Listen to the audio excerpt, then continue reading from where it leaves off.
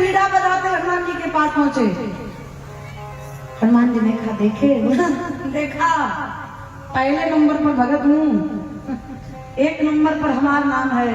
और जानते हैं आपका नाम नहीं है वहां पर, बड़ा भगत बनाते बनाते फिरते रहते हैं, आपका नाम नहीं है। नारद जी जब हंस गए, प्रसन्न हो गए, मौका देना चाहिए प्रसन्न होने का। जब पूरा गदगद हो गए तो हनुमान जी ने कहा ये बताइए क्या देखे थे? बोले रजिस्टर बड़का वाला, उस पे पहले नंबर पर हमारा नाम है। हनुमान जी ने कहा एक ठो डायरी भी है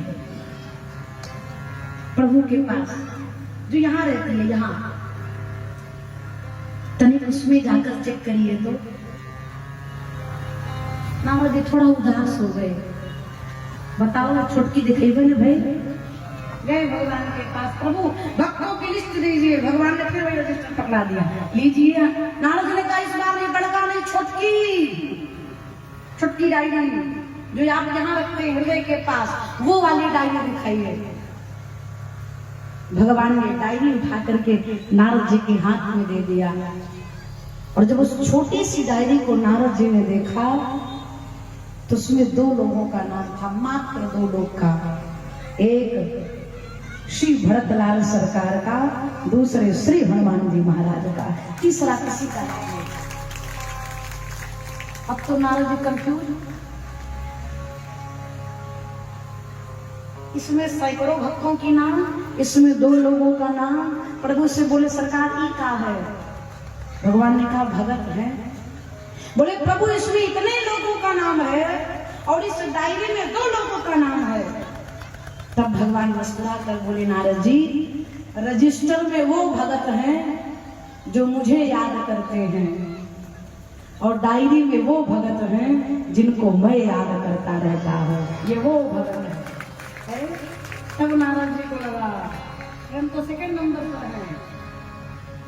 अपने आप को भगत ना मानना ही भक्त होने का लक्षण है। नारद जी की बात सुन करके पार्वती मैया ने कहा काय अपराध रमापति। भगवान ने कौन सी गलती करी जिसकी वजह से नारद जी को श्राप देना पड़ा? भगवान हंस दिए, बोले भी हंसी महेश तब ज्ञानी न कहो। इस संसार में ना कोई ज्ञानी है ना कोई मूर्ख है।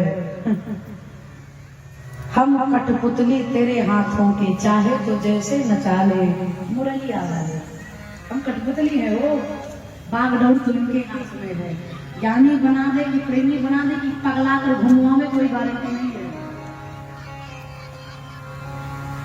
एक ठुनस ब्लॉक कर दे हो गया।